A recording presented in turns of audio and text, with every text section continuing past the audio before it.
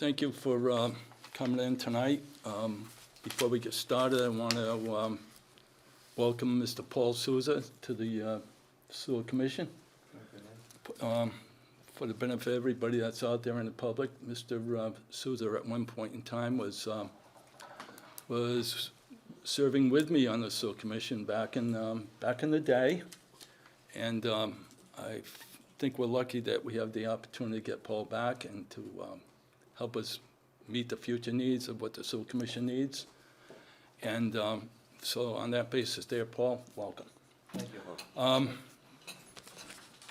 Before we get started, I guess I got to go and do the right thing by saying, pursuant to the open meeting law, any person may make an audio or video recording of this public meeting or may transmit the meeting through any medium. Attendees are therefore advised that such recordings or transmissions are being made whether perceived or unperceived by those present and are deemed acknowledged and permissible. Having said all that, I believe we're graciously given the package for this meeting, which I want to say I think broke a record in terms of the amount of paper that was used for this one. But anyways, my thanks go out to the staff for putting this together because there is a lot of work to it. So thank you, Olga and Courtney and whoever. First item on the agenda moving forward is the... I'm sorry, Paul, want to do the roll call? Yes, please. President Almeida. Here. Member Howiak did contact, say she was running late, so she's currently not here. Member else? Here. Member Souza? Yeah. Thank you. Okay. First item on the agenda is the citizen input. It's my understanding that there's no one here for citizen input. Am I correct? We have not received anything and nobody has signed up. Okay. Then we'll move on to item number 2, minutes of the previous meeting held on February 23rd, 2024. I've had the opportunity to read through it. It's probably one of the more lengthier ones that we've ever had, but there was a lot to be discussed at that meeting. And Paul, I believe if that's something that you wrote, you got a good memory because there was a lot that was discussed. Yeah, I can't take the credit for that. It's Olga and Courtney are the ones that do the minutes, prepare them for my reviews. Okay, well, ditto to those two fine young ladies over there. If anybody has any questions or want to make any corrections, say it now. If not, I'll entertain a motion to approve the minutes of the meeting held on February 23rd. I'll make a motion to accept the minutes of the previous meeting, February 23rd, 2024. Second. All in favor? Aye. Motion approved. Okay. Next item is stormwater appeal. We have I guess a family that lives at 60 Linwood Street that requested a hearing. They were appealing the fact that they were being charged the stormwater fee. Before we get into the real nitty-gritty of it, Paul, is this something that he was just starting to be charged for, or is it, because he mentions in his rebuttal that he was, I guess he had an abatement. An exemption prior, yes. All right, okay, so has up till now, has he been paying the stormwater, or is this, if we to deny him tonight, would he stop paying the stormwater fee? No, so stormwater fee was implemented onto his property. He was billed for it. Not in recent history. That's what made him generate this appeal. Okay, So all right.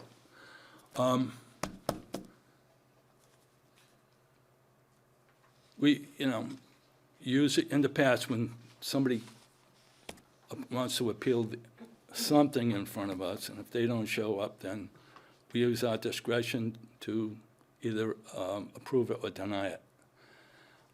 In this particular case, I think it's pretty obvious that his property, due to the topography,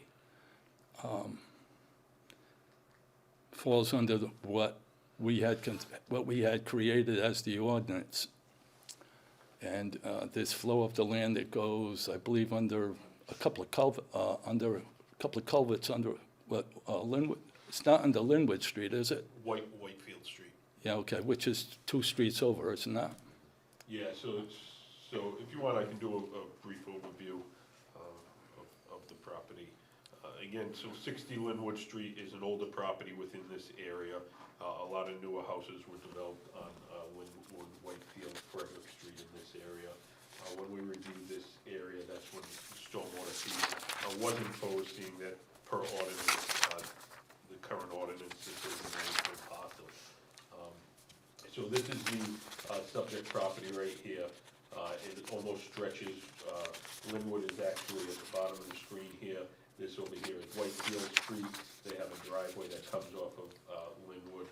You might not be able to see the red dot there. So they have a driveway that comes off of Linwood here Right. into their property.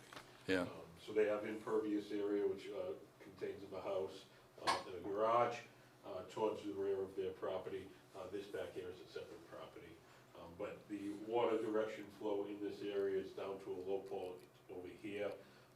This is, again, Whitefield Street. There are a couple of culverts that pass underneath Whitefield Street into a drainage area behind the houses on Frederick Street that eventually makes its way down to underneath Mariano Bishop Boulevard, Fish Road.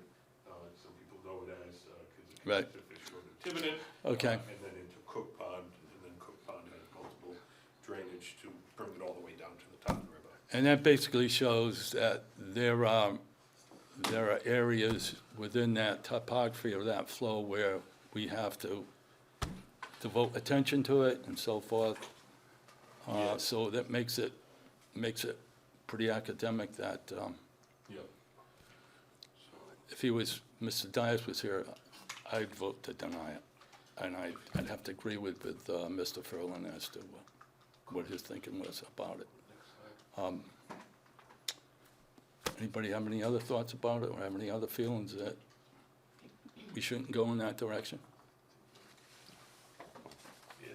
Okay, maybe this can also, that's the ordinance, is it not? Yeah, again, so this is just the ordinance from City of Fall River ordinance, and it states that all persons, properties, and entities serving the benefit from the utilities acquisition, management, maintenance, and improvement of public stormwater management systems and facilities, and that goes on to talk about what those are. Stormwater facilities, so those are all, everybody that is underneath the stormwater utility fee. Stormwater facilities are defined in the ordinance as combined sewer catch basins, storm drains, drainage pipes, culverts, streams, swales, wetlands, detention ponds, and ponds that have control structures such as dams and gatehouses. Okay. Yeah, it's pretty self-explanatory. I just gotta say, back in 2008, we took the measures where we expanded, I guess you could say, the ordinance to what it was there prior to that, which was basically water running off of people's property into a sewer, Yes. right? Yep. Okay, so having looked at all that, unless anybody has any other thoughts about it, I'll entertain a motion to deny the appeal to Mr. Dias for his property at 60 Linwood Street. Anybody want to make a motion? I'll make that motion for that denial. Second. All in favor? Aye. Aye. Motion passes. Thank you. Okay, request for hall septic. Is anybody here representing the septic haulers? No? Okay. These are pretty self-explanatory. Yes, so these are three haulers that since the last time we've had this on the agenda item that have submitted to be able to haul septic to our wastewater treatment plant. Had we, excuse me, Yep. we haven't seen these at all, though, or is this something that we tabled? You have not seen these at all.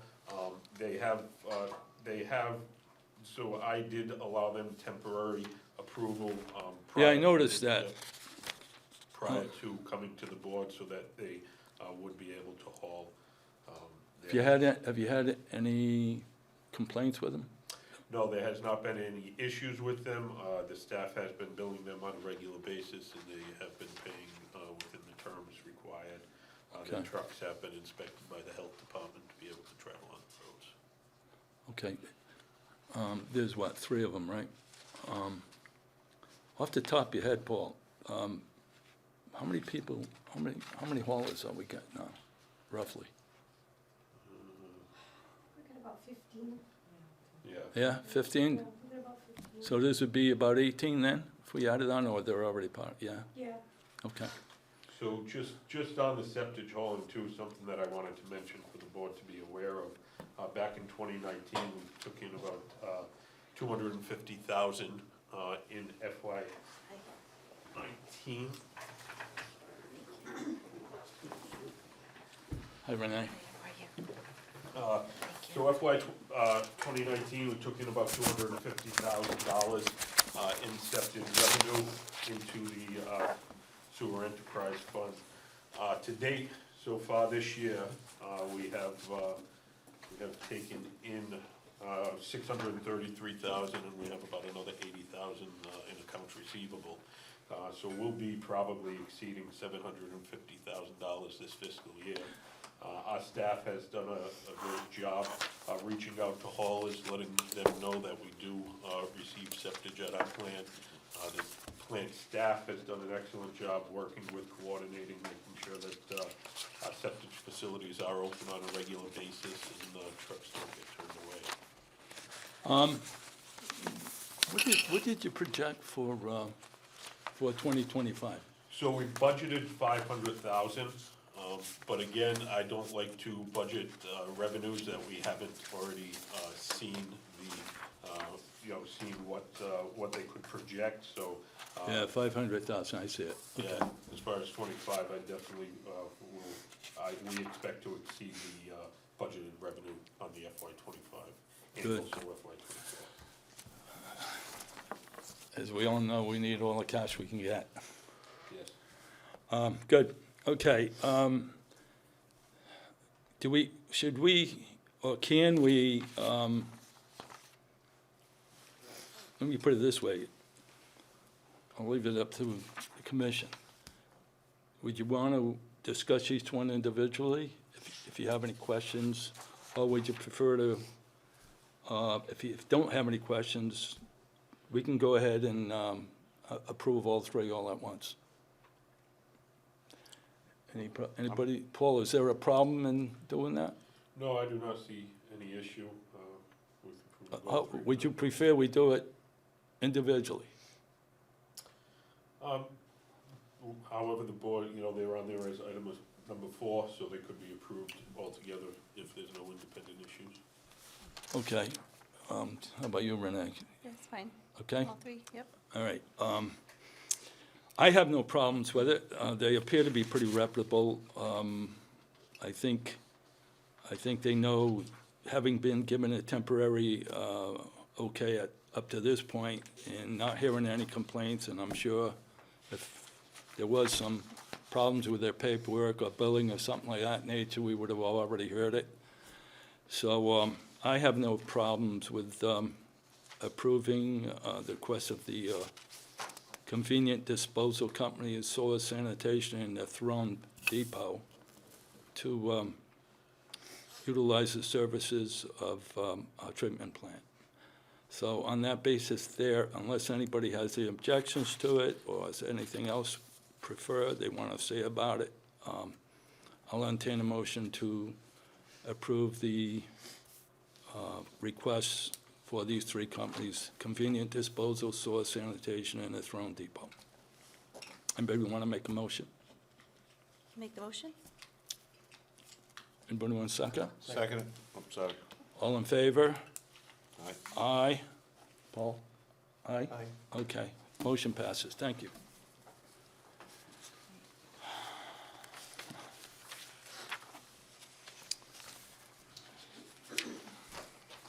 Item number 5, CDM Smith Amendment Number 1, Regulatory Support, $50,000. Go ahead, Mr. Furling. So, within your packet is an amendment, number 1 to a contract that we have with CDM Smith. This is for additional regulatory support, so, as the commission knows, recently we've had, multiple different, scenarios where we've had to, use this contract that we had in place, with the federal court order, as well as the, NIPD's permit, National Pollution Elimination Discharge System permit that was, draft permit that was issued by EPA. So again, this is a contract that we have in place for those services, their support on those tasks as needed. Have we used CDM for things of this nature with respect to our permits? Yes, so, it's just- yeah, so again, with the federal court order reports, so there's yearly reports, quarterly reports that are due to both the federal court, Conservation Law Foundation and EPA. So they assist us with putting some of that material together to be able to submit those reports. Most recently, the response that we did, the public comment that we provided in relation to the drafted NIPD's permit was used against this contract that we had with them. Okay. So I'm assuming this is going to be very helpful to the staff and to you? Yeah, without a doubt, for them to be able to pull in their specialty, people that have dealt with these and deal with, these type of, permit issuance and responses to permits, for them to be able to pull those in is just, an abundance of knowledge that, our staff has a lot of knowledge, but to be able to pull in people that have dealt with this in other communities in the past and be able to assist us with our response is something that's very valuable to us. What I think of on this particular item here, I remember about 3 months ago, there was a report that was submitted. I think a copy of it went to CLF. I think it went to the feds, copies to the state. And I believe it was a very in-depth report as to what's happening through the whole sewer system and so forth and so on. And I believe it was a requirement of the court order. Correct. So, and from what I understand, that the majority of that information, which was, I thought, a huge amount of work that went into it, it's my understanding a good portion of that information was done by people down at the treatment plant. Am I right? Yeah, so a lot of the information, a lot of the data comes from the people at the treatment plant. We pull in the operations data, all of our federal reporting, all that comes in from the treatment plant. And then, a lot of it gets reviewed, organized, and then not filtered out, but ordered in a way that. Would you anticipate CDM maybe taking over the ball on that, or following up or with whoever's going to keep compiling that information so that it's, you know, it's accurate and so forth and so on. So Yeah. would you anticipate part of the 50 grand be for something like that? Yeah, not for them to take over any of the reporting requirements or anything that's required out of the treatment plan. But to be able to, help pull that information together and put it into the report that gets submitted, yes. Okay. This one's pretty straightforward, I guess. Anybody have any questions with regard to approving this amendment for $50,000 of CDM? If not, I'll entertain a motion to approve. Motion made. Second. All in favor? Aye. Aye. Motion approved.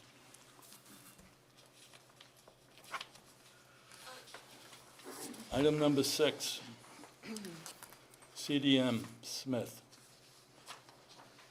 Boy, they're on a roll tonight. Amendment number 3, the wastewater treatment facility improvement. Now, this is in regard to what, phase 2, Paul? Yeah, this is in regards to contract two. Yes. Okay, so we're looking to give their contract an amendment, Correct, right? correct, yes. Their original contract, I believe, on this particular one, what my memory serves me, started off at what, 4 million? Correct.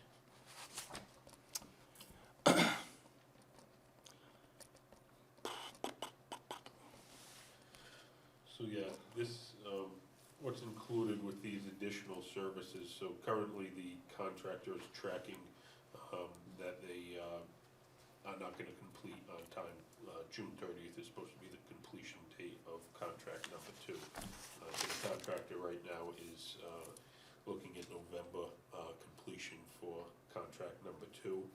So we'll need, additional RPR services on site, as well as construction management, which has been provided by CDM.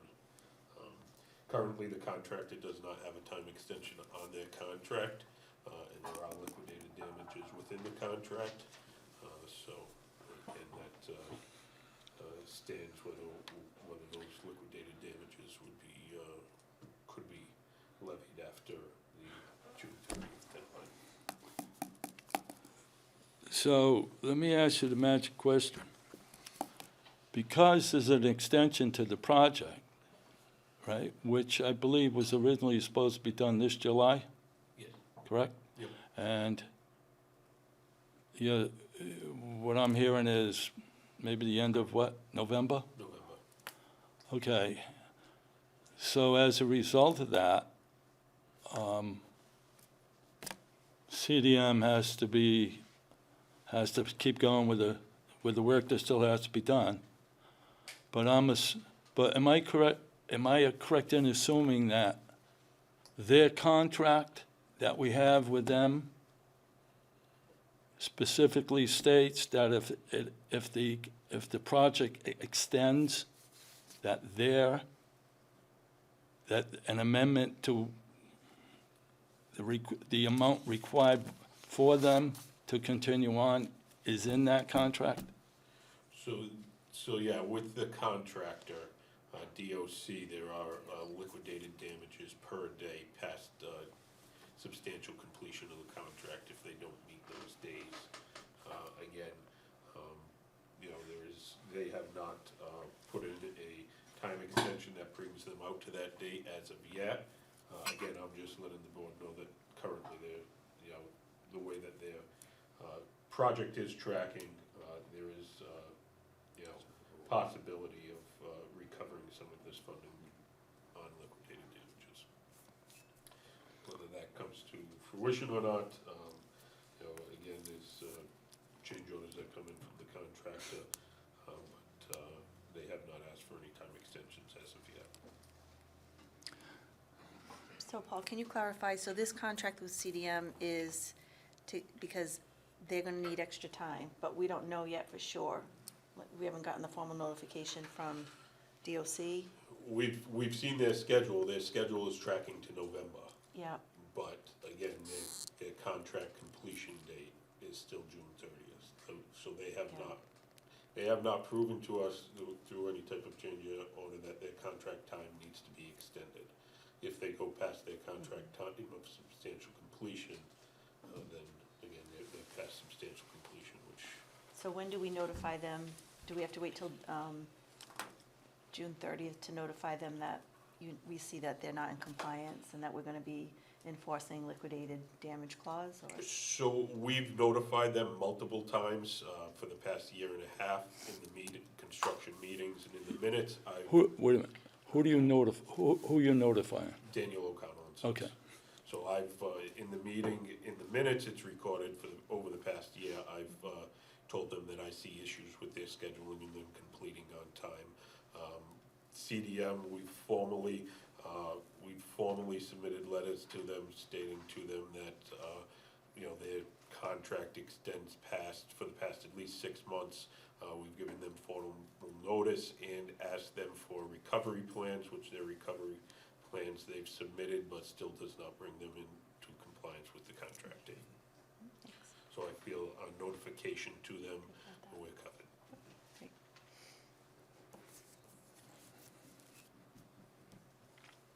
So we'll be expending this amount and then recouping from them. That is, Hopefully.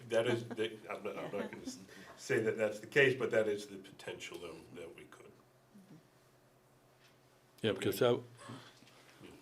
I'm trying to figure out in my own mind here, the way things tend to go with, negotiation or people, saying, no, that ain't true, it wasn't our fault and all this stuff and so forth, but,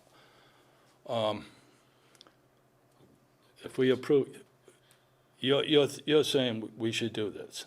Yeah, I feel that, we need to have the RPRs out there for the work, as it goes on and as it closes out. That's really not an option, for us.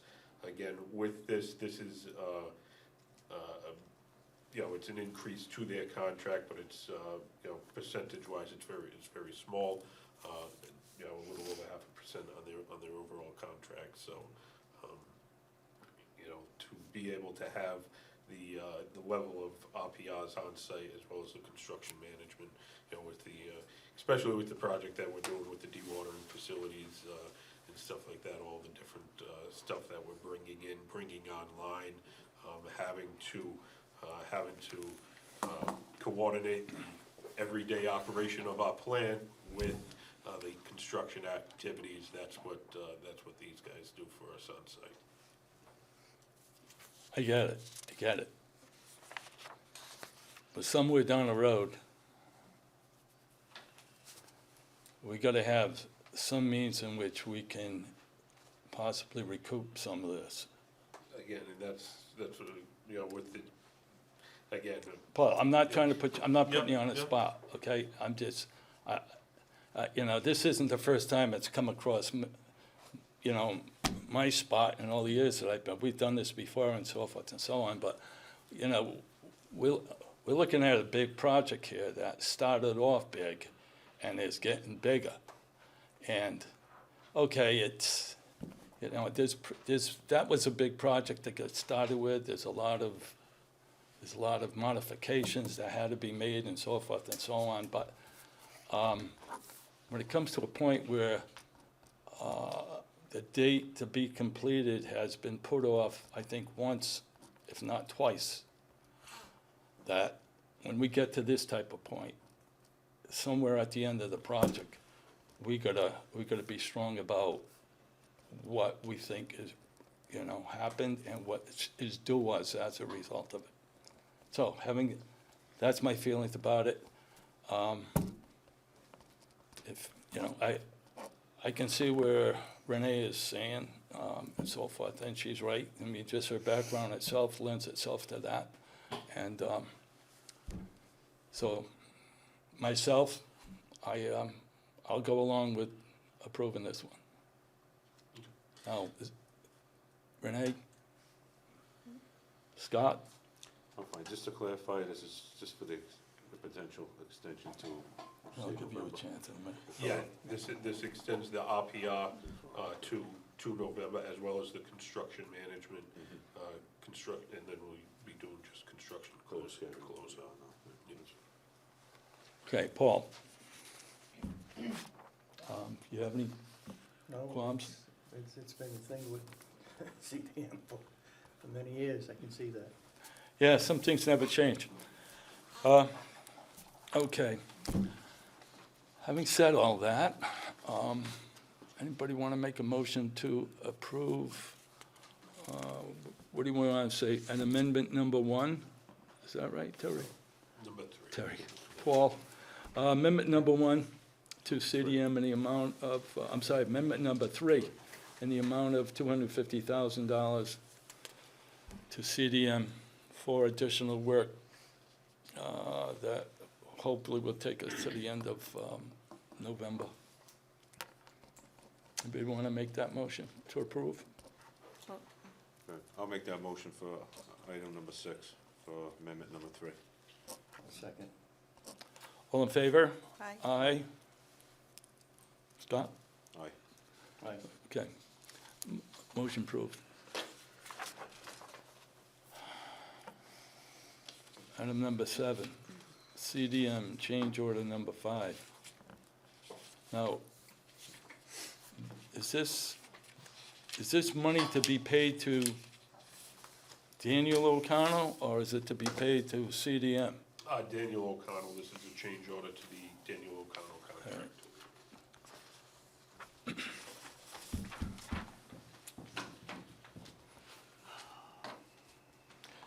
The packet that we have basically explains what each of the items are.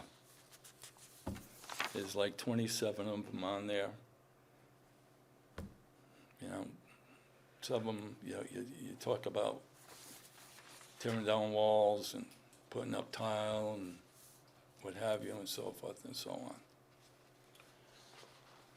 So just kind of a brief recap on this project. Again, the project started out as $45.075 million bid amount. The total change orders so far to date on the project approved in prior change orders to Daniel O'Connell and Son is $774,000. So that's roughly about 1.7% of the contract value. Does that include the 304 tonight? Nope, so including the 304 tonight, that puts us at $1,079,570 would be total change order amounts to Daniel O'Connell and Son. That's about 2.3% of the total contract Okay, so far to date. yeah. Again, as you go through these change orders, a number of these change orders are They've been signed off by CDM, I'm assuming. yeah, so these were reviewed by CDM, going through on the cost, and some of these, again, the cost has credits as well as additions throughout the project, so those have been gone through to make sure that we do get the necessary credits if work has been deleted for new work to go in. Okay.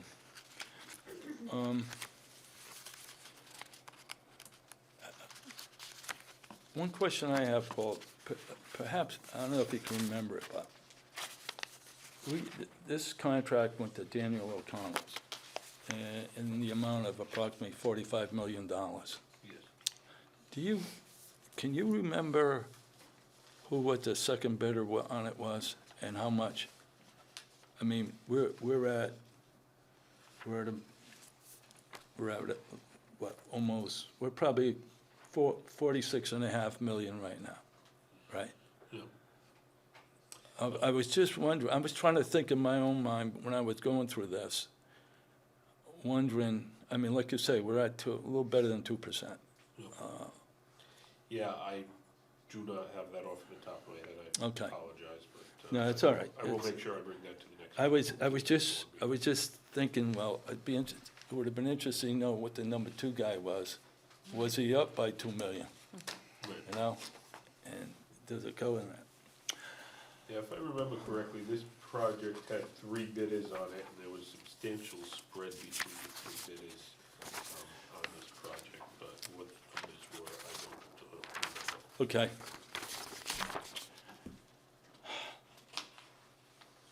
Anybody got any questions about this? Yeah, just Paul, for the public, we've read that Yeah. it's in state law with the most amount that they can put in for a change order through state contract. So, chapter 149, if you're talking about change orders, we would be limited at a 10% cap without unforeseen conditions, unless it's an unforeseen condition within the project that could allow you to go above that cap.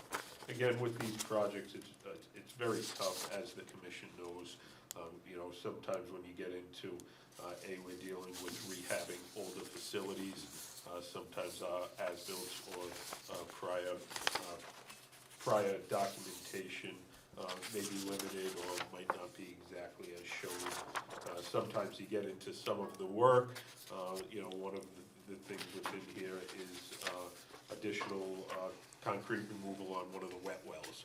So they went in, the contractor removed the proper amount by specification. I believe it was an inch of concrete within the wet well, so that they could re-prepare the surface for coatings.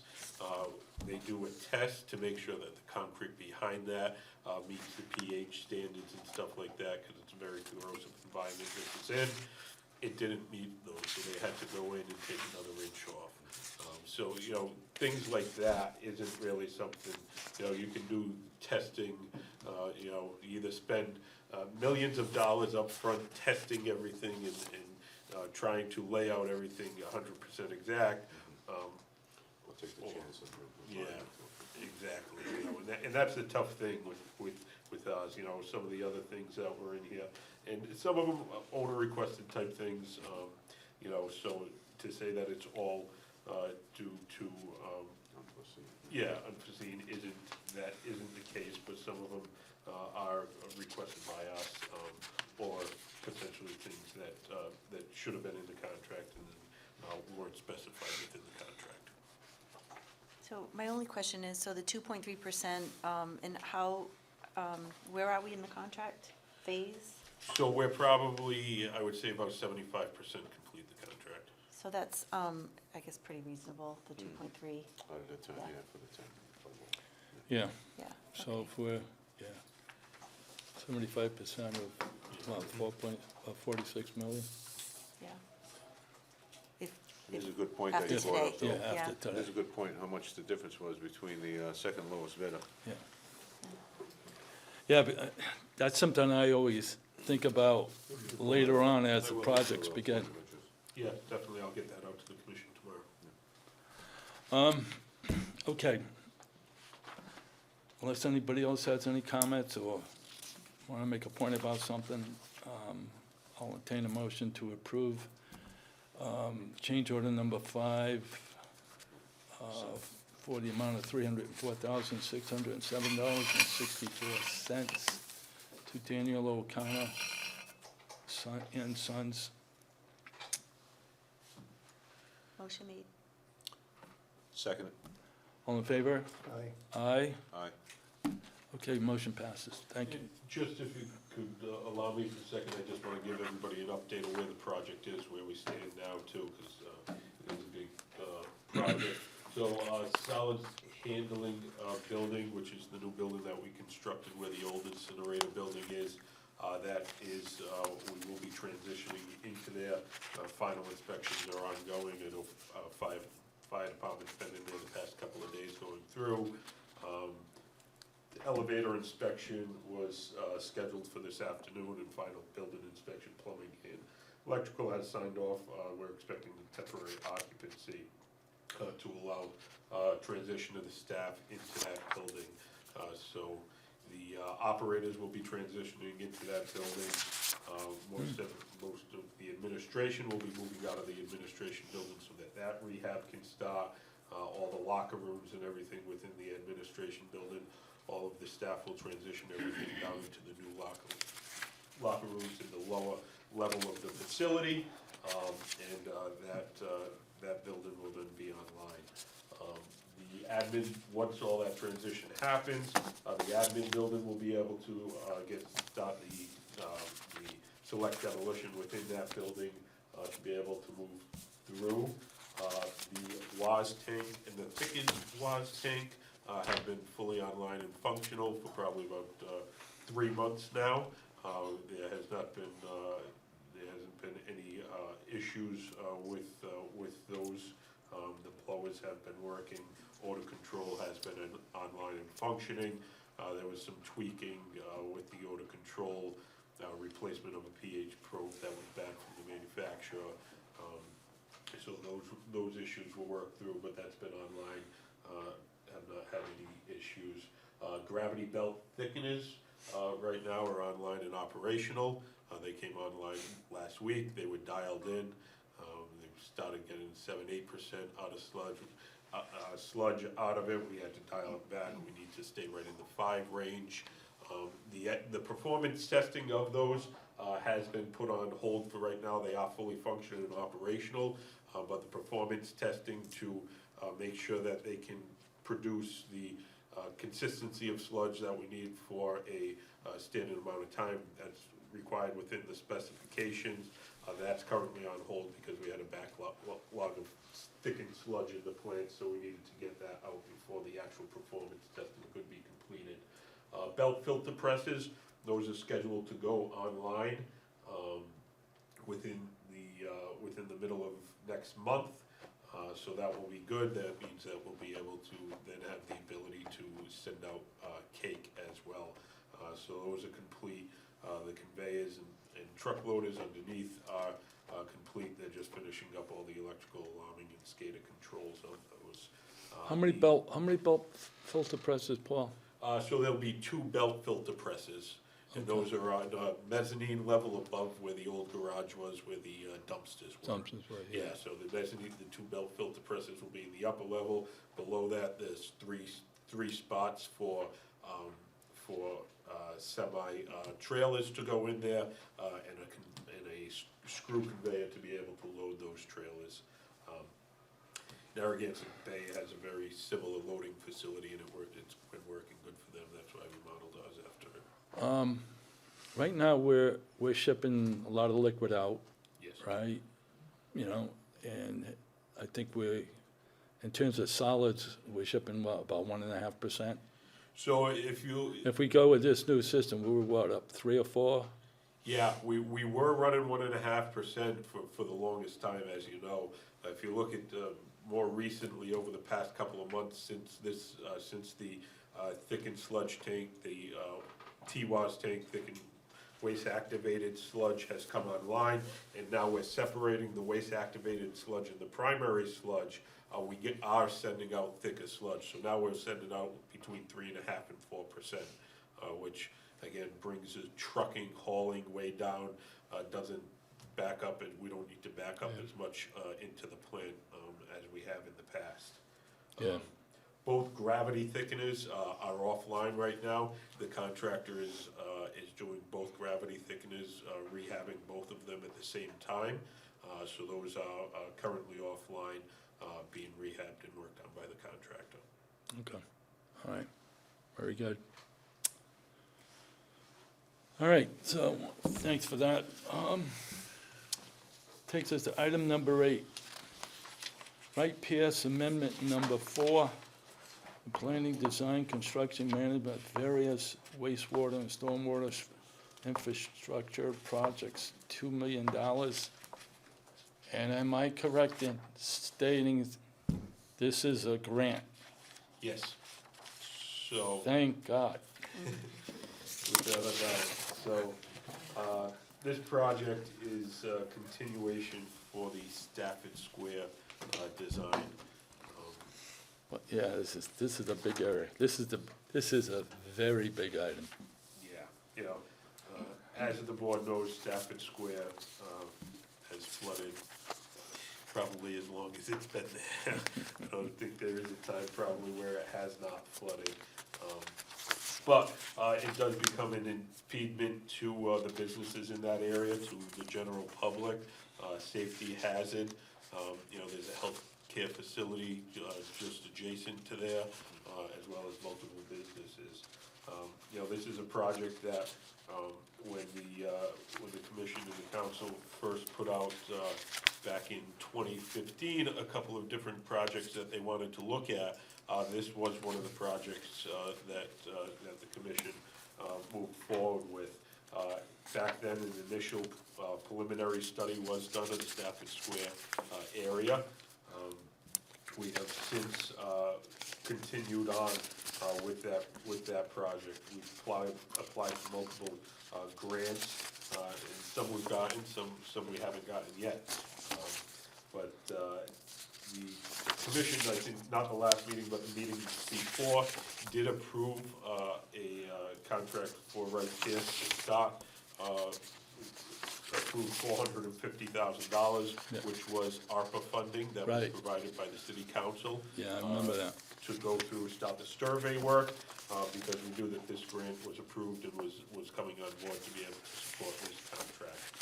So this contract, $2 million for Wright Pierce, will bring us to 100% design of a mitigation of the flooding within the Stafford Square area. Just for everybody out there, so Stafford Square, essentially, we're talking about the area of Quarry Street, Pleasant Street, County Street, that all come together at this one intersection, which is a low point. The drainage area itself actually isn't even on this whole entire map.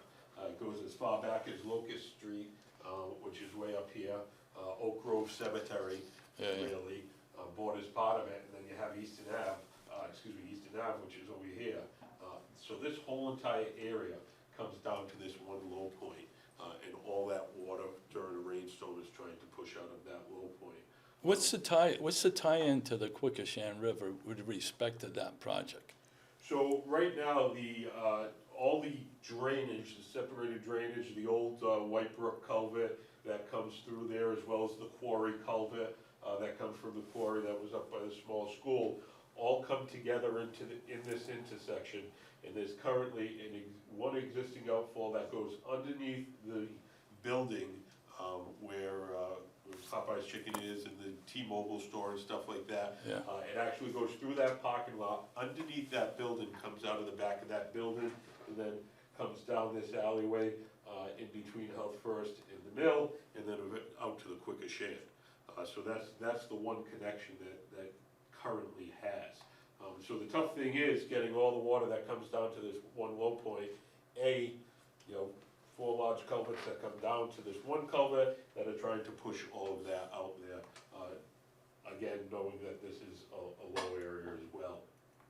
So through the preliminary design, what they looked at was increasing the box culverts going as far back as Bedford Street up over here, increasing some of these culverts inlet capacity, as well as going up County Street a ways to be able to get some of that flow into a pipe. As you come down into this area, separated coming down from North Road Cliff would be an independent pipe that would go to an outfall that goes into the same discharge area behind the, I call this the Flint Village Commons, but behind that, that outfalls to the Quikasham River. So essentially, this contract is doing 100% designed, all the way to stamp plans and bidding for this project. How long do you figure before they're at that point? So looking at about a year to a year and a half for full design of this project. They've already started the survey this spring. The survey is almost complete. They just put in some additional monitors with the previous contract that the commission approved. So they are moving forward full steam on this project. So one of the things that, and we have a timeline on this project that we're trying to meet. We've applied for a BRIC grant. So this overall project is a $36 million construction project to be able to repair this area. We applied for a grant through BRIC, which is through FEMA. We applied last year. We didn't get the grant last year, but they were very interested in the project. They asked us to reapply this year. We did apply, we got the whole entire application in with everything, so our hopes is that we'll move forward in the process. Again, no guarantees, we haven't heard from them. You know, sometimes the FEMA grant process can take a while, as we learned on Middle Street when we got the grant for that drainage project. But usually, the payout at the end, you know, Middle Street was over $5.5 million was paid from FEMA for that drainage improvement project. So, you know, I feel that this has very good standings to be able to move forward. So that overall schedule that we looked at being able, about a year and a half in design, and that puts us in line to be able to go right into construction if the brick grant is approved. That fits right in within that timeline. So that's kind of the overview. So this will bring us to final design and bidding, which is what's in the brick grant. The other thing that we'll be doing in here, we'll be advancing to preliminary design to do additional drainage separation within this whole entire area. And then we're gonna be doing really advanced topography to make sure that we get everything at the low points to be able to get all those basins into the pipe and be able to get them out. So, you know, again, it's a large design cost, but again, this project is sprawling with hundreds and hundreds of acres of, I think it was 396 acres of drainage area that comes down to this one It all came point. down to that one point. Yeah. And you wonder why cars float at that point. Yeah, you know, it is a troubled area, and again, the grant that was provided to us was through the Mass Works program. That's what's gonna be funding this contract. We've done a bunch of Mass Works programs, both on the water and wastewater side in recent times. We have a good relationship with them. They were happy with this project. Again, there's a bunch of businesses within that area that are impacted. Health First Health Yeah. facility is impacted, as well as Mills with potential development in that area. So this, you know, and the other thing, the Pleasant Street neighborhood, Flint neighborhood, they have a ongoing revitalization program within that area. Yeah. And this intersection directly Yeah. impacts this. Yeah. Within the project, we are gonna be looking to redesign the whole intersection too. New streetlights, new pedestrian access, cause that's a tough area for pedestrians. Yeah, definitely an old problem, you know. There's got to be a lot of patience with respect to this project. Yeah. But I think it's something that's long overdue. It's something, I mean, you got to do it. Yeah. It's, you look at what's there, I think of the tunnel, you know, but everything's above ground there. Yeah, Well, everything was underground there, yeah. yeah. All right, It's a very tough one. very good. $2 million grant. Very good. So, do we need to approve it? Yeah, so this is a contract for the commission to approve. Unless anybody has any other comments or wish to goes pro against or whatever. If not, I'll entertain a motion to approve amendment number 4 to Wright Pierce Company in the amount of $2 million to start the initial planning, design, and construction management of the mitigation project, I guess you could say, what, in Pleasant Street and Stafford Square? Yeah. This is gonna be a biggie. Anybody make that motion? Motion made. Second. All in favor? Aye? Aye. Okay, motion passes, thank you. All right, this takes us to item number 9, the operation management and maintenance contract for the wastewater treatment facility. There's a note here for Inframark. I see some gentlemen smiling in the audience. I wonder why they're here.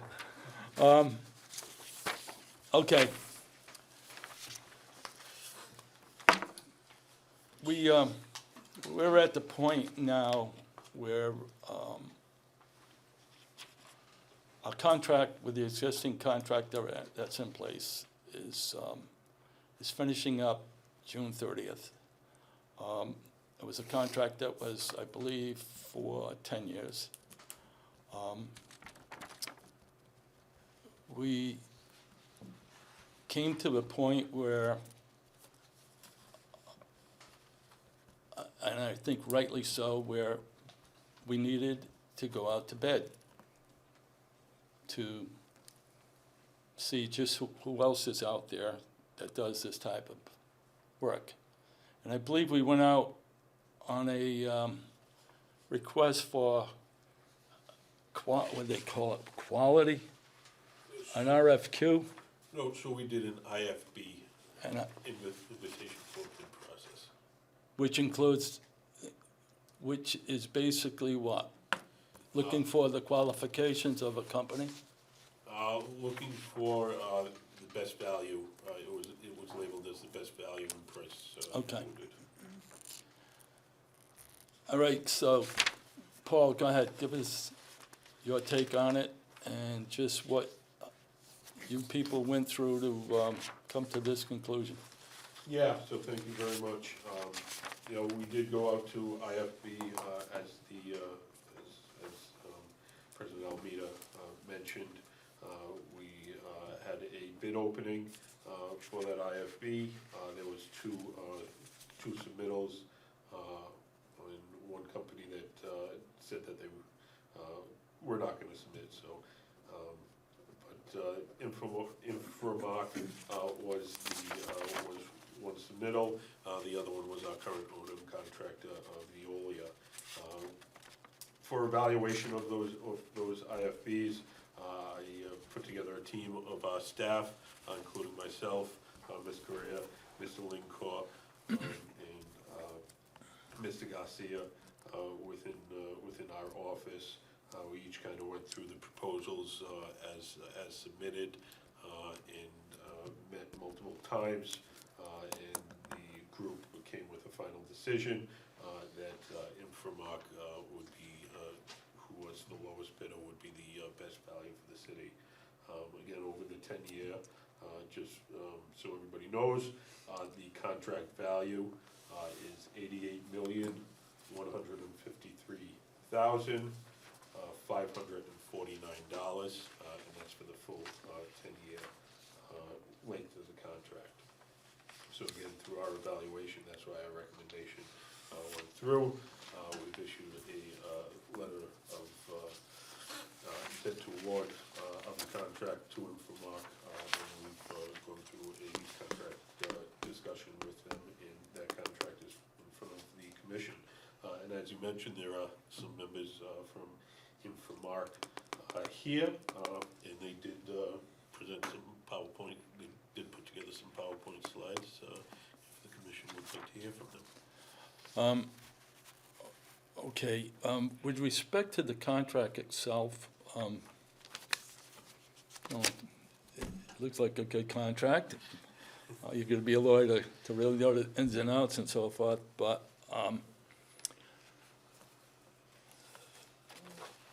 is there anything that's in this contract that wasn't in the old contract that is,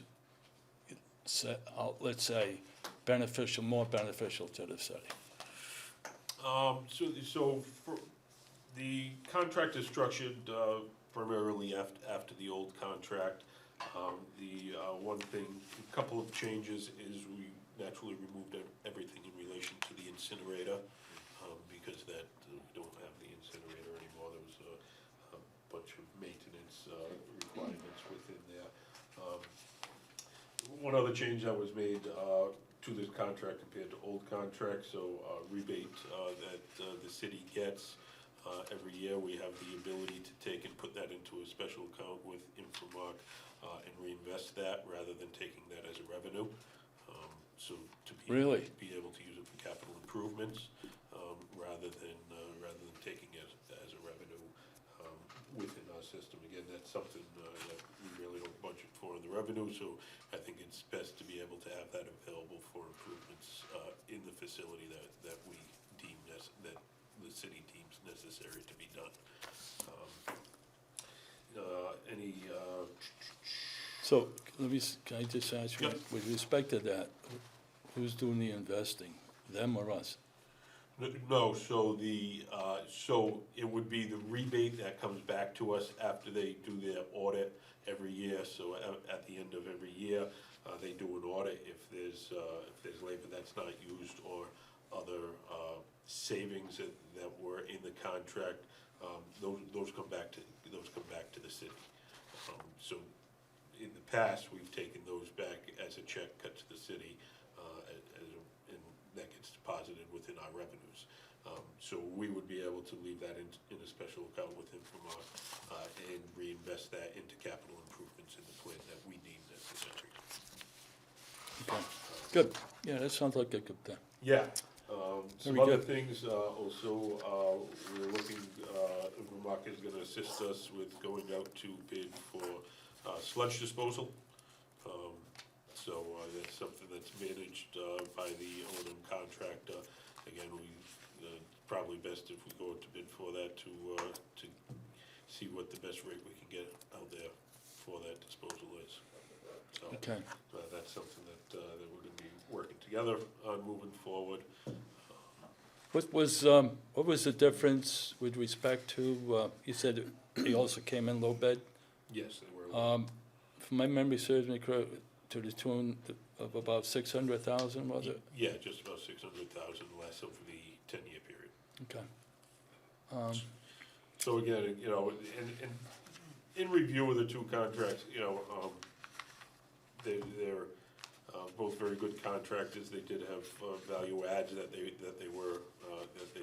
proposed within their proposal, and you know, it comes down a lot to price. You know, even though it is a little, it's not a huge difference, but it isn't a difference. You know, you average that over the 10 years, and that's 2.5 cents a year for a Okay. Gentlemen, the floor is yours. Do you have anything you want to, Well, maybe we can introduce ourselves? Yes. And then we did put together just a couple slides, Be- just a little yes, overview of and the we'd be- company, for you. I'm sure the commission would be glad to see what you got to offer. All right, So certainly want to thank you for the opportunity to be here in front of the commission today and the opportunity to potentially move forward, you know, with the commission and the city to operate the facilities, good. you know, for you. My name is Jason O'Brien. I am a regional vice president for Infomark, and I oversee projects throughout the Northeast. And the Fall River project, if we move forward, would fall under me. Oh, good, so you'd be the guy, the call-to guy. I am a call-to guy. What's your name? Jason O'Brien. And his cell phone number He lives. But I've been in the business for 29 years, second generation in wastewater. My dad ran a Really? wastewater treatment Good. plant. Good. There's nothing I've wrong been with that. Running around plants since I was 5. But he worked for a municipality. I do contract operations. Actually, my first job was a shift operator at a wastewater treatment plant, and I've just moved through my career throughout the years. What do you base yourself out of? So I live in Ridgefield, Connecticut. So here it's about a 2.5-hour ride Right. for me, which I'm used to driving 35 to 40,000 miles a year. Good. No problem. But a lot of experience in Massachusetts, and just looking forward to, you know, assisting Paul and the commission here with the new draft permit that you have, and then really operating the facility and kind of getting the staff on board and welcome them in and moving forward with everybody here. Do you have any other facilities under your realm where any of them are built right in a residential neighborhood? Yeah, so Bridgeport, Connecticut, you can look at houses right across the street. Okay, Yeah. all right. Yeah, much like Fall River. Yeah. Yeah, okay. Well, you know what the challenges can be with respect to odors and you know, traffic and trucks running in and out and so forth and so on. And so, yeah, we're hoping you have a lot of experience on how to handle those issues. Yeah, and as Paul was mentioning with the upgrades, and when you're hauling the cake product, you're actually making the solids to like 20-22%. So you're gonna have a lot less vehicles going in Yeah, and out with yeah. the sludge. Yeah, hopefully it'll cost us a lot less too. It should, Right, it good, should. good. Did you gentlemen want to make a presentation? Yeah, so I'll just let Jen, you wanna introduce? Yeah, so I'm Jennifer Anders, I'm a senior vice president with Infomark, and I'm the executive sponsor for this project. So if you can't get what you need from Jason and his cell phone number, I'm always just a phone call away. Paul knows how to get a hold of me. But again, just kind of echoing what Jason said, and I don't want to pile on, but we're just very grateful to be Yep. here, and we are super excited about this long-term partnership with Fall River, and just really excited to get going. And then the real man that's doing the important stuff is at the end over here. Thanks, Jen. Are you going to be the site manager? So I'll be your startup project manager. My name is John Marson, and I'm the point of contact for you on our proposal.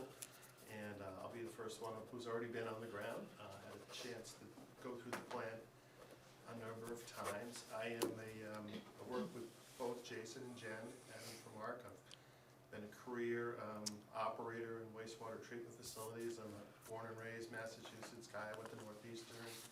I grew up in Lexington. I still live there now with my family, so I'm very close by.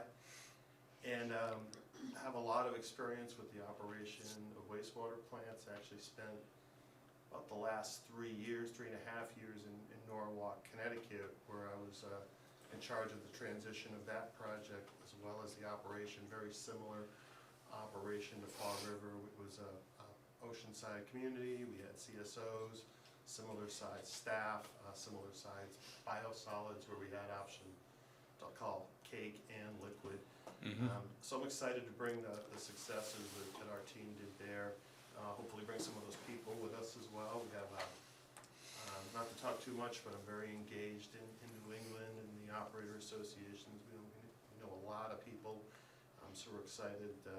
We hope to bring all of the staff over if we can, but we know inevitably there may be people that choose to retire or take a different path right now. So we've got a great bench of people waiting to come to Fall River. Well, there's a lot of good people down at the treatment plant. People who've been there for years and so forth and made it, it's not a pretty job, but they've made it a career. And they've done a very good job.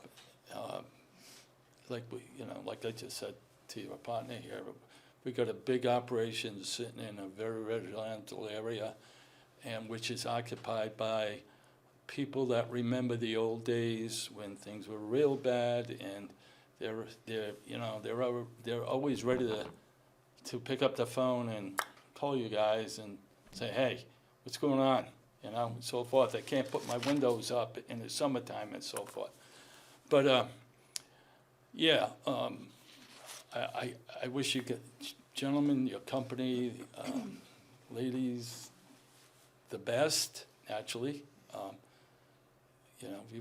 We want you to think of us as your number one customer, all right? Absolutely, absolutely, and actually I was. I know you got a lot of others, but myself, I think we're number one. Yeah, well, I was mentioning to Paul earlier, does the current operator give like a little 5-minute report on how the facility ran at the meetings? And he said, no, that hasn't really happened in the past, and that's something that we'd like to do. Yep. So we can give you like a monthly report that has, how the plant run, and then we can kind of just give you a little summary of the high points that happened throughout the month going forward. Yeah, we'll work that out. Yeah. Work that out. But just a little bit of an overview on Infomark here. So we have about approximately 560 facilities that we operate throughout America. You can see it's kind of broken down between wastewater and water facilities. So it's 279, hopefully 280 wastewater facilities and 275 drinking water facilities. We are the largest American-owned contract operating company, and we operate in 30 states. Have about 3,000 employees in Infomark, and it would treat quite a bit of water. You see like 1 billion gallons per day of treatment capacity, 13.4 billion gallons of water delivered to customers too daily.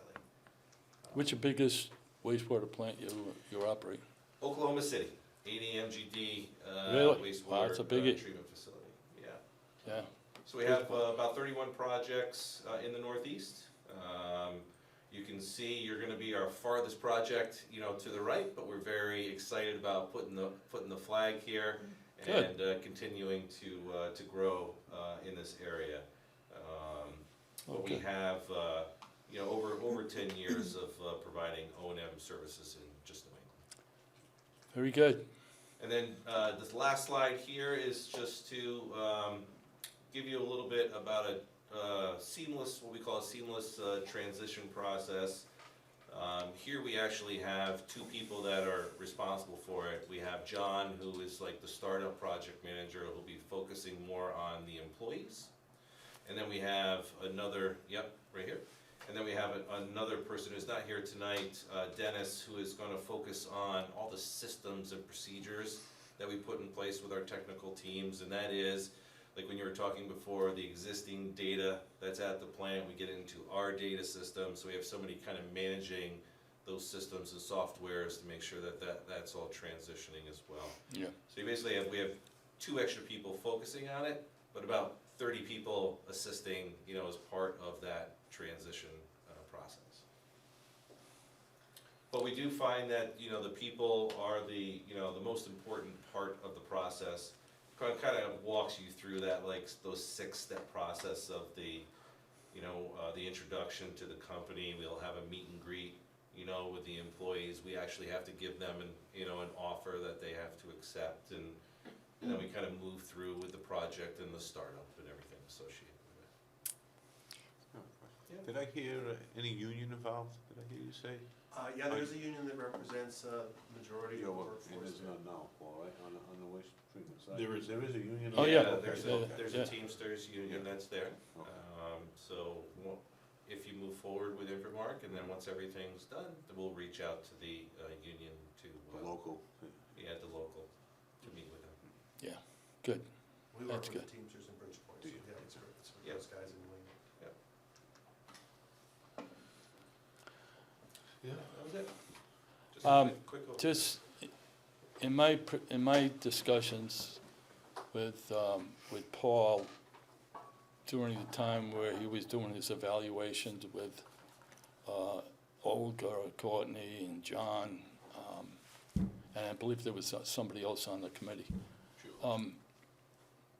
Paul was very excited about some of the things that you people have been proposing, and that you people spent a lot of time down at that plant looking at it, making the plan to, in effect, make it into a first-class operation.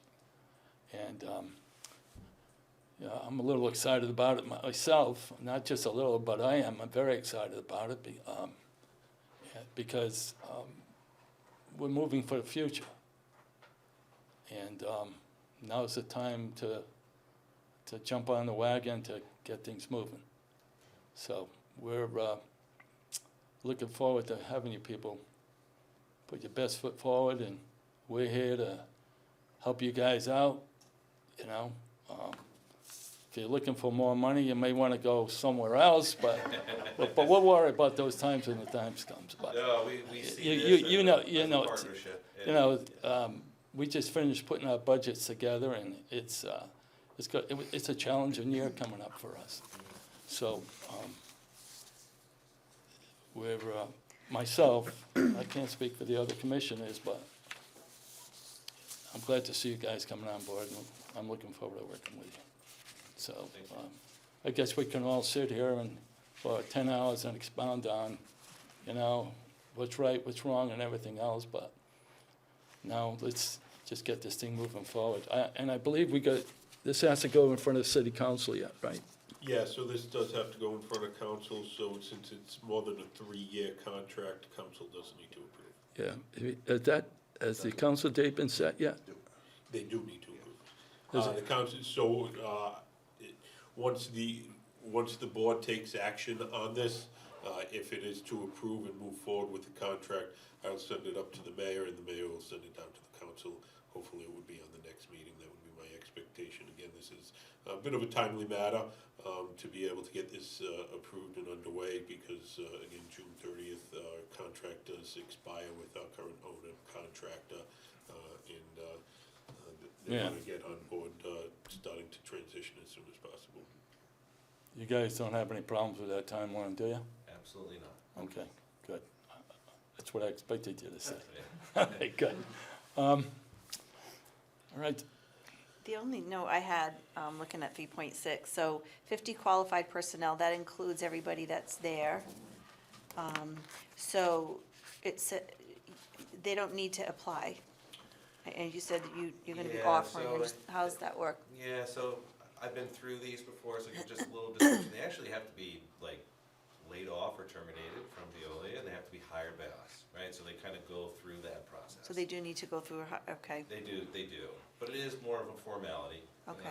But it is, they get actually offers from us, you know, we sit down with the Teamsters Union to negotiate the contract.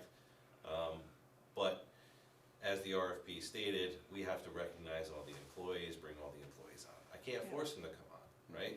There's always the potential that the existing contract operator tries to keep a few of them, right? That's why we were getting John prepared, you know, to be on site. He's planning to be there for as long as he needs to be. But it is a process that the employees go through. yeah, because there are a few jobs that I don't think are union. There So are those supervisor. So those are the ones that would stay, basically, or must maintain their current positions? I'm just curious how many are not union? It's about, from my memory, it's about 10 non-union out of the 50 Okay, employees, yeah. so they don't get the boot, I'm just, We are meeting your RFP requirements was to interview and hire all the existing staff, right? Yep. So, but they have to want to come work for us too, Mhm. right? I can't force them Yep. to. okay. So that's just part of the process. yeah, I understand, I got no problem with that. You got, you gentlemen of a new company, you gotta do what you gotta do. You got your own company policies you have to abide by, and this as long as you're abiding it according to the contract, like you say, the RFP, you know, you should, I'm sure you're gonna run across some people or an individual that may have some questions about, what about this, or what about that, or, gee, you know, I gotta sleep on it, or something like that.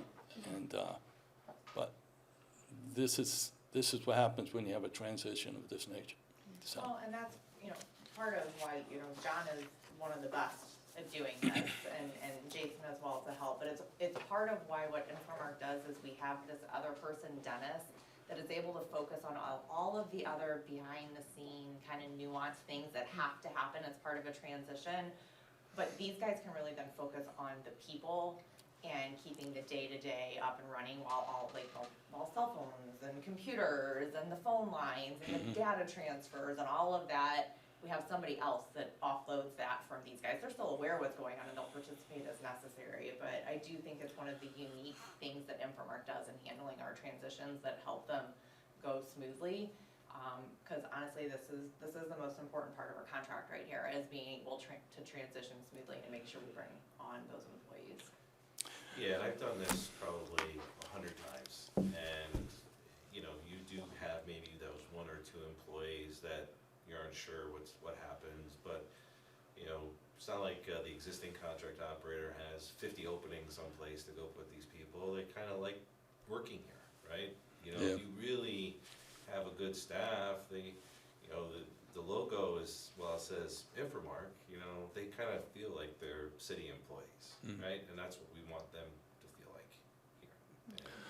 And Paul, with respect to the company that's there now, and assuming that everything runs smooth, July 1 comes, these people come on board and so forth, those people that are with the existing company now that elect to leave for whatever reason,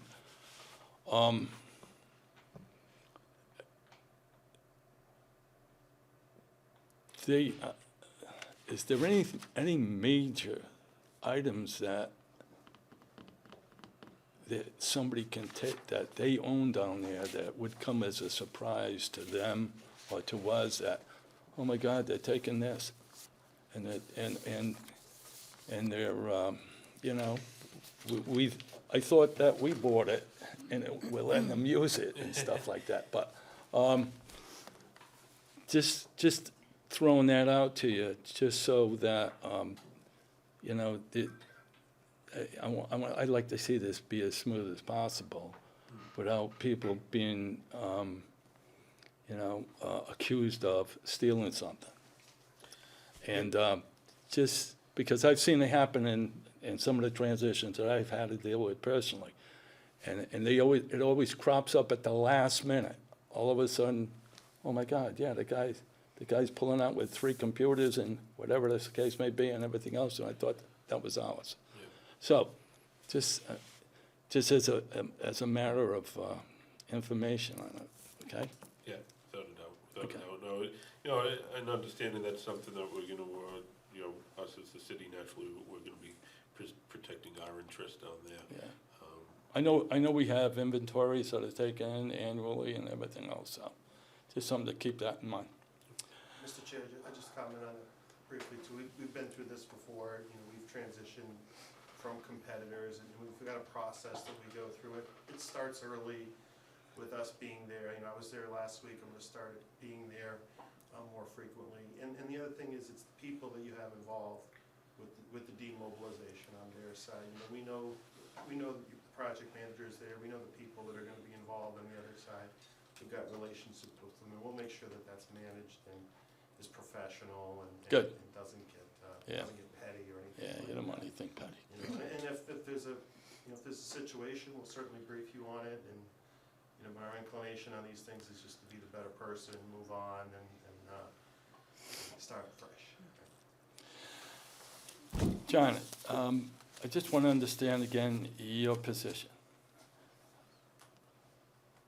Am I correct in assuming that you're not going to be the site guy? You're setting it up, you're going to fill all the gaps and everything else and make sure it's all running smooth, That's correct. but you're not the site guy? Apologize. Well, he is the site person, but not the long-term site person. Okay, that's, Because the RFP did even say that we had to potentially offer and hire the existing site person, right? So we're not sure if that person was gonna come work for us. So I we're get it. prepared we're prepared for Plan B, okay, okay? okay, I get it. And Yeah. I understand what Plan B Yeah. can, you know, could result in if it had to. But- Yeah. All right, okay, But I'll I'll let- be around a lot, I mean, I'll be around. no, I any- get it, but starting I soon. just want to see long-term that there's a potential he could be somewhere else, taking over another plant or whatever the case may be, at some point. Potentially at some point, yeah. Yeah, okay, I get But it. I'll always, you know, my experience, I've been doing this for 30 years.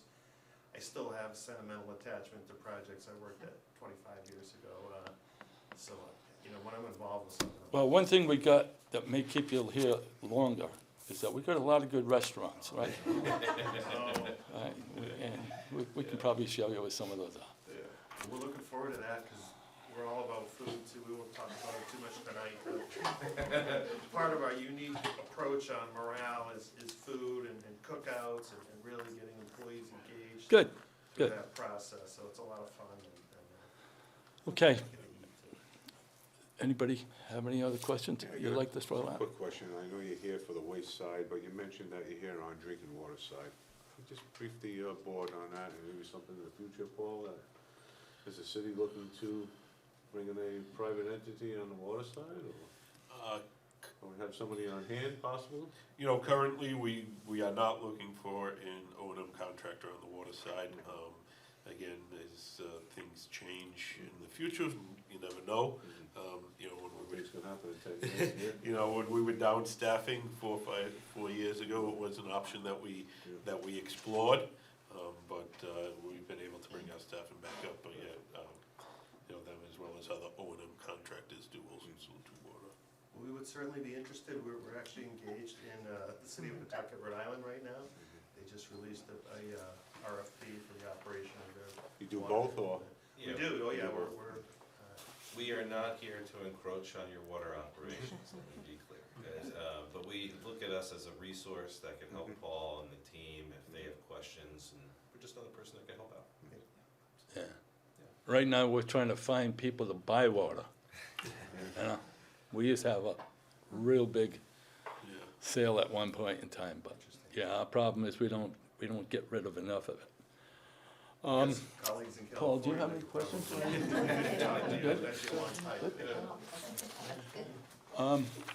Anybody else have any other comments? Okay, if not, we're at the good point now of putting probably smiles on these people's faces, so.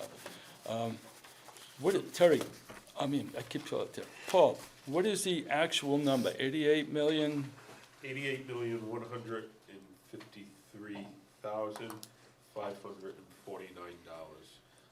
And again, with the approval, I did add in my letter here, and I do ask the board, if this is under review by the law department, if there is any minor, minor changes within the contract based on the law department's review prior to execution, that those move forward. If there's anything substantial, that would come back to the commission. Okay, so, would anybody like to make a motion to approve the the operations management and maintenance contract for wastewater treatment to the Inframoc Company for a 10-year contract valued at $88,153,549. I'll make that motion for item number 9, change operation management for the wastewater treatment plant facility in Fall River. Second. All in favor? Aye. Paul, do you want to do a roll call on that, just for the record? Yes, please. Roll call vote on the O&M facility contract for wastewater treatment, for the wastewater treatment facility being awarded to Inframoc in the amount of $88,153,549.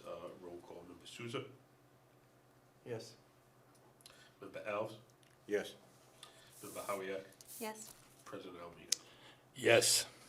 Thank you. Congratulations. Thank you. Wish you the best. Be careful. And you're going to have a good bunch of people to work with you. If not down there, the offices, these young ladies that are over there, and the people that are in the staff in the Sewer Commission office, they're there to help you. All right. Okay, gentlemen, thank you very much. I guess, Paul, the next item is item number 10, response to the draft National Pollution Discharge Eliminating System, the NPDES permit. So, again, I just wanted to bring this to the board. We've mentioned it at prior meetings that a draft permit for public comment was out. Public comment was due by April 16th, which we worked with our team, which consists of CDM Smith, myself, CDM Smith, some of the staff members of ours, and we brought on Burns and Livingston as a special counsel as well to be able to review the permit, which was the draft permit for public comment, which everything in the supporting documentation was, I believe, was over 300 or 400 pages.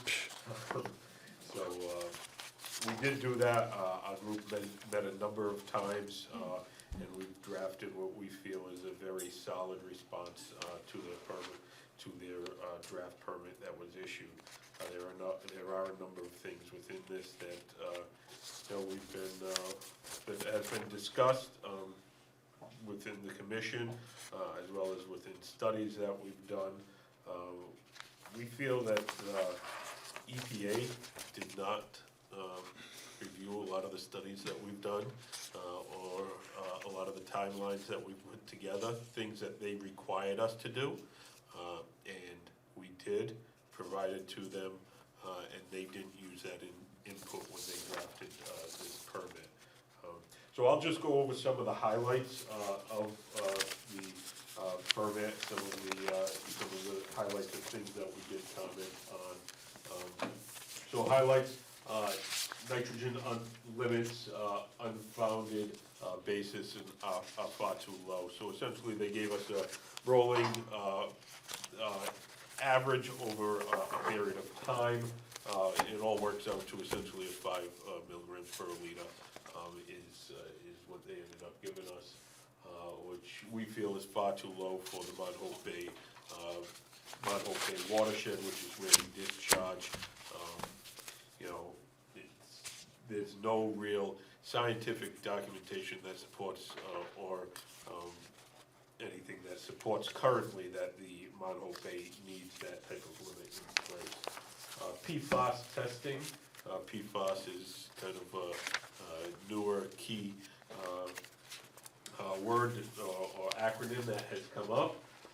So on the water side, there are regulations. The state of Massachusetts has some of the strictest within the country, which on our drinking water side, actually we are below the limits within Massachusetts. The EPA just recently came out with health level or health advisory limits, which are parts per trillion now, Yeah. which is extremely low on 9 different compounds. I think they may have just approved the first scientific method to be able to test that low. They haven't even been able to test it as low as the health limits that the EPA has put in place on the drinking water side. The wastewater side, it's currently are not any limits. EPA wants us to explore our wastewater to see what they want to set the limits at. So that's why they want us to do a bunch of testing and see where it's coming from. That's usually the normal protocol. Yeah. We do the So- work, they set it up, we set it up for them, and then Right. they take it and cut it in half and say, there's your limit. Exactly. So we feel it's far too restrictive and far too frequent in the draft permit that they issued.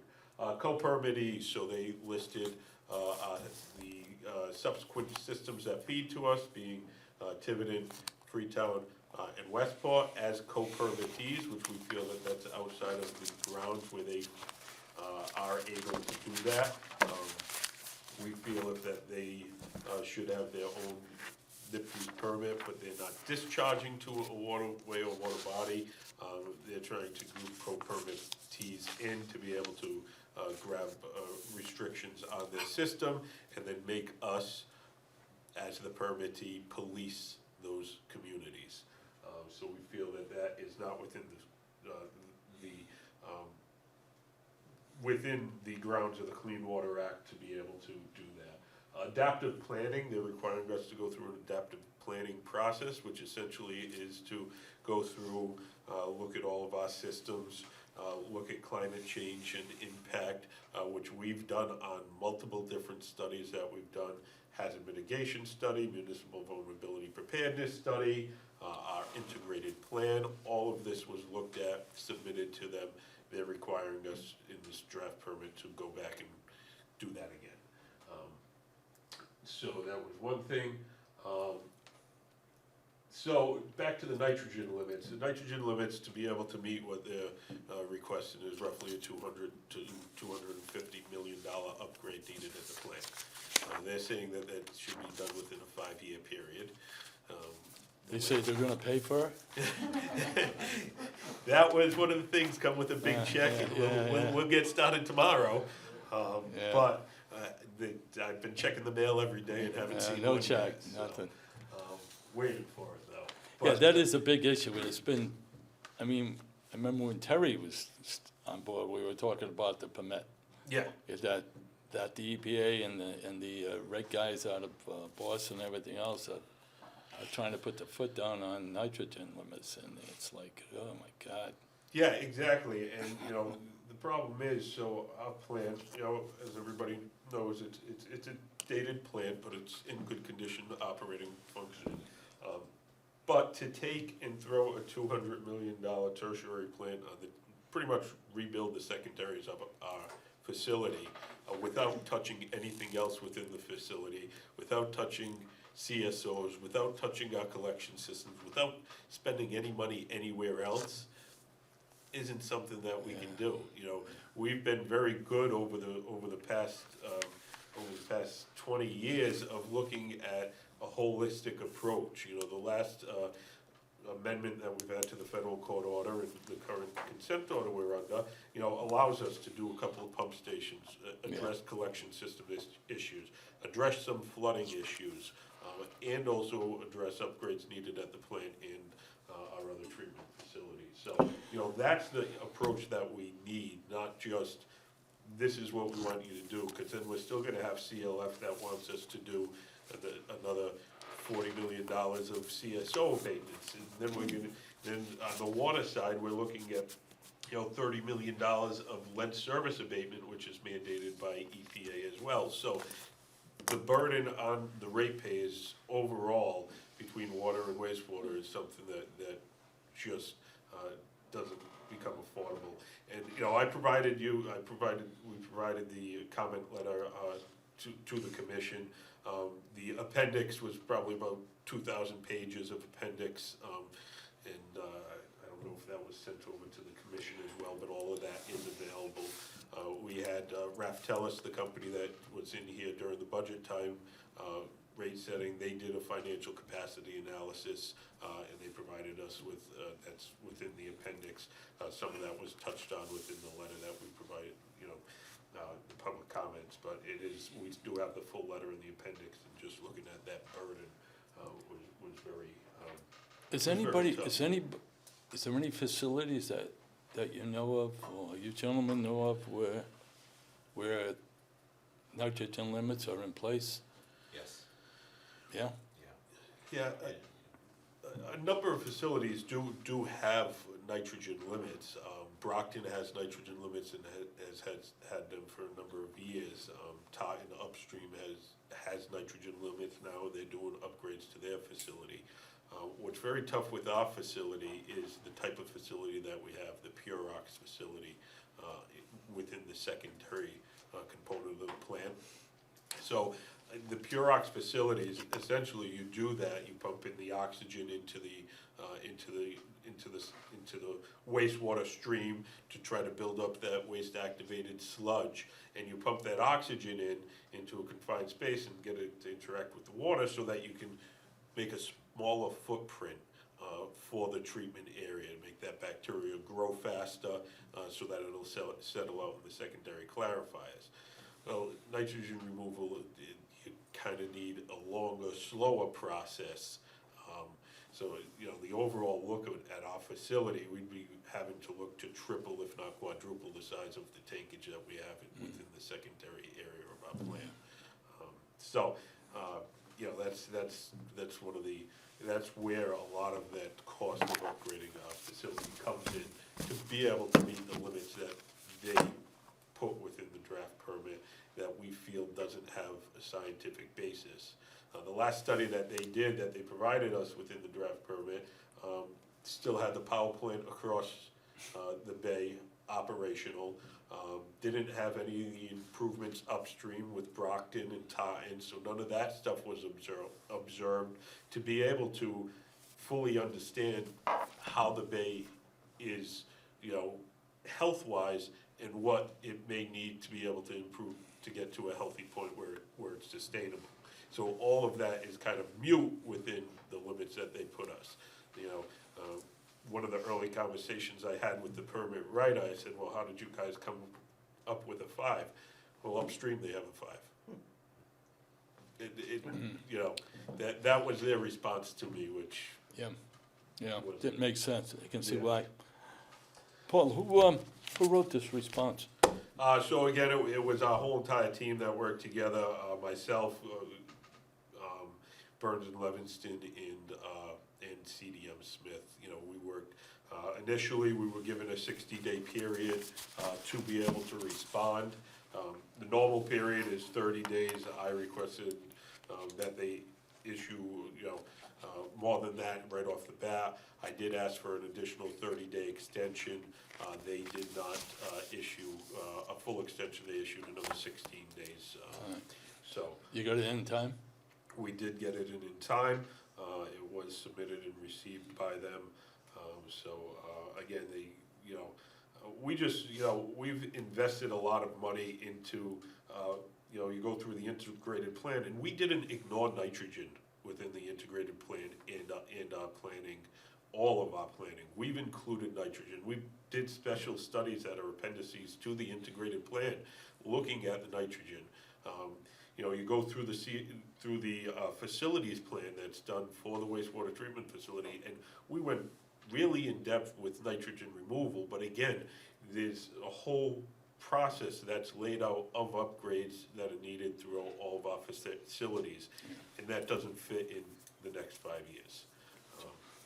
So, that's kind of, you know, we asked them a couple of things, so that's kind of what we run through. Affordability becomes a big issue again for us. We just saw some of the highest rate increases that we've ever seen to be able to support our enterprise funds.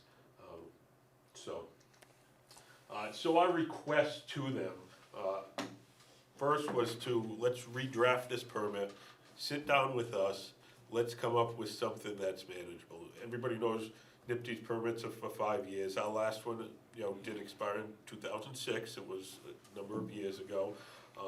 And we've been running on that permit. But, you know, sit down with us and let's work and hammer something out that works for you guys, works for us. You know, and I think, you know, speaking for myself, I have no issue taking and investing money into our system as long as that money is gonna show the return on what it's meant for. If they're telling me just to dump a bunch of money in to meet a 5 nitrogen limit, and we don't need a 5 nitrogen limit, that just doesn't make any sense, you know? So, sit down with us, hammer through, let's redraft the permit, put it back out for public comment, and go from there. Makes sense. So, and we really need to observe what the betterments of other improvements are, you know, that's my first ask. That would be my first ask. Let's take a look at, you know, let's let Taunton finish up their plan. Let's see what the bay looks like, what the ecosystem looks like at that point, and what it might need. So that's kind of what our requests were from them. So the next steps, where we stand now, and we got issued a permit just before ours was issued. Somerset was issued a draft permit for public comment as well. A lot of their stuff was very similar to us, and they have a long haul of upgrading their facilities, because their facilities are very old and don't meet the requirements as well. You know, we'll be reaching out to, so right in my cover letter, I told them that I'll be reaching out to them, EPA, to discuss how to move forward. So what EPA could do, they could redraft the permit. They could modify the permit based on the public comment that's received, so that's public comment from us, but then anybody else. I know Taunton Watershed Alliance submitted a letter in public comment that said it's been far too long for us without a permit, they need to issue it as soon as possible. So there are the other side to this. There was a number of, you know, Tiverton submitted public comment, because again, they're a COBRA permittee. There was other alliances that submitted for us, and other ones. Does Mass Pig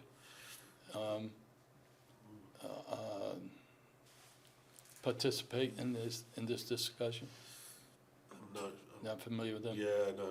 Yeah, okay. I haven't seen the full list of, they haven't released the full list of public comment that's been issued, but anybody, so, you know. I know they've been pretty active in some of the northern cities and towns above Yeah. for this reason, yeah, okay. Yeah. All right, no problem. Wastewater Coalition, for us, submitted a very nice comment, so there was a number of ones. The other thing that they could do is they could just issue the permit the way that it was drafted. You know, where does that leave us? What we could do, we can accept a permit if they issue it, depending on how they change it, how they modify it, what they do, would determine that. After that, our next step, if we didn't like the permit, would be to appeal to the Environmental Appeals Board. Got it. And then, you know, that goes, and the potential litigation of the permit and stuff like that, so. You know, these are options that, I wanted to be prepared for, to know what the next steps were, I wanted to let the commission know. Cause, you know, sometimes those things do need to happen in a timely manner to be able to meet deadlines with the appeals boards and stuff. But no, they haven't provided any indication on when they'll be releasing anything, any next draft or final permit or anything. I haven't heard anything since we submitted. You expect Conservation Law Foundation to put their input into this as to what their feelings are? You know, I would expect that they would have submitted public comments, but again, I haven't seen the full list of public comments. You know, I have searched the web a couple of times, that's how I found the Taunton River Watershed Alliance public comments. They did get posted on their page, but I haven't seen anything from the record from the EPA and everybody. Conservation Law Foundation very well may have submitted some information to it. So Paul, do we have a copy of the draft permit? We do, I think, I don't know, did we get it? was the draft permit sent out? Yeah, it was sent electronically and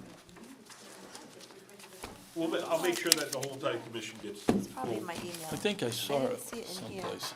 Yeah, Yeah. It was It's- emailed, maybe? It's a pretty involved thing.